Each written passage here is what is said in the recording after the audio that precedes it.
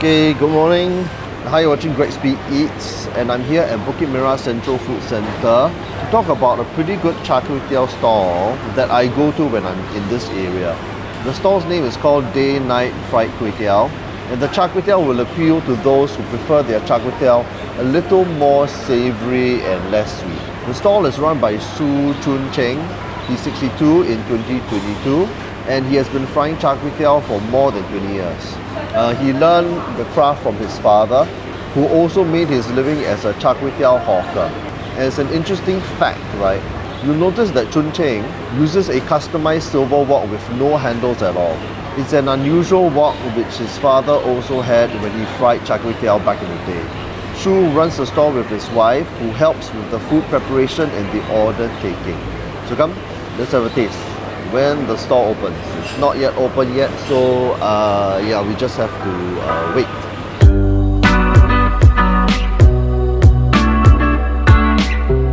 Hello， 你好，4块半辣椒，可以给我多一点绿的刀吗？好，谢谢。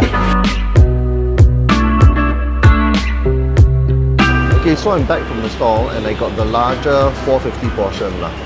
It's a reasonable portion, and there's pork lard bits at the side. I asked for a little bit more, and a whole lime. So trying a bite.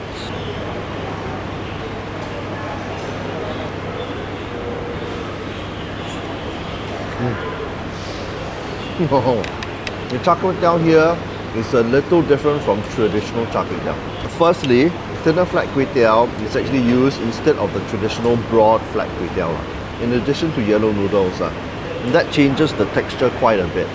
Instead of a big springy bounciness that char kway teow should have, the char kway teow has instead a slippery smooth texture to it, with a little springiness. It's also reminiscent of pad thai, because these are the exact same thin kway teow noodles that pad thai uses. Overall, the dish is fried well with a bit of wetness. And as for the taste profile itself, right, that's the other difference as compared to most normal char kway teow. It is that it has a bit more of a savoury slant, less sweet. So it is not like the dominant sweet black dark sauce flavour that is characteristic of many Singapore char kway teow. So it's basically char kway teow without it being too sweet, too dark, too heavy. Order it with chilli and it adds a nice earthy and spicy flavour. And it blends well with the rest of the dish. Okay, so each plate has all the requisite char kway teow ingredients Soft eggs right here. Nicely stuffed. Not over fried.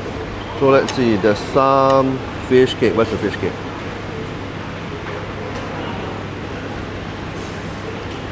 Fish cake. And there's some lap cheong, and it's got a bit of char on it. The lap cheong has its skin peeled off and it's pre-sliced and it's fried beforehand to bring out the fragrance. Very nice. And then the cockles.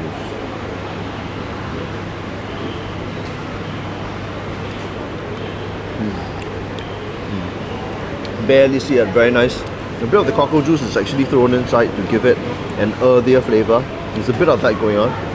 And as per traditional char kway teow, right, you've got the chives and you have got the taugeh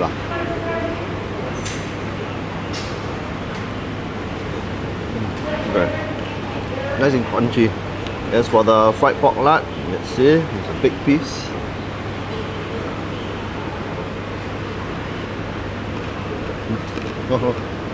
Nice and crunchy, not salted at all. Oh, or maybe very slightly. The pork lard cracklings, right, are actually added to the side of the dish instead of it actually being fried with the dish, so it stays crispy while eating. So unusual for char kway teow stalls is that they actually give out a whole lime.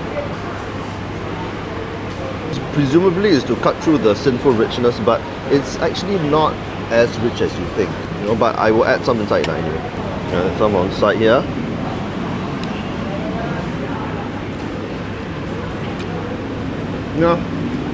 It's nice, add it in if you want to add that lime flavour, but it's not really to cut through the richness because it is not so overwhelming but I'm gonna put all of it in It's quite nice. Okay, one criticism or drawback or good point, depending on how you look at it, is that there is virtually no sweetness. There's like literally zero sweetness, or maybe there's like 2% sweetness, unless you actually bite into the lap cheong itself. So if you're concerned about that, you like just a little bit of sweetness in your char kway teow, right? This stall might not do it for you. It's best to actually tell them in advance that you actually want to add a little bit more black sauce. Otherwise, you will just hold it back like this. So, I have a cockle, I have some noodles, and I have a big piece of pork lard on top. Look at that. Oh yes.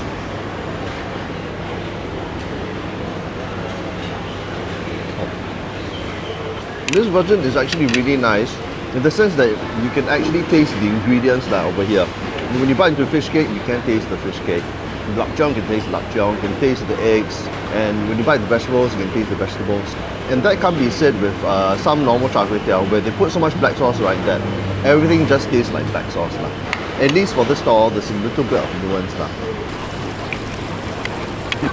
Okay, finished. So that was a look at Bukit Merah Central Food Centre's day-night fried kway teow. But would I travel half across Singapore to eat here? Borderline maybe, I suppose. I mean, the stall's twists on the usual char kway teow is definitely interesting and it's worth checking out. But it does have a few small downsides. I would prefer a little bit more cockle juice inside and a little bit more general flavour in it. Maybe a little bit more fish sauce savouriness perhaps. And that would add a little bit more depth to the flavour. That's really kind of like a personal preference. On its own, right, it's actually very, very nice. But don't get me wrong, I do like the stall very, very much. And I do eat it whenever I'm in the area. So thanks for watching another episode of Great Speed Eats, where I eat through the whole of Singapore. If you like this episode, give a like, subscribe, comment below, and turn on the notifications bell.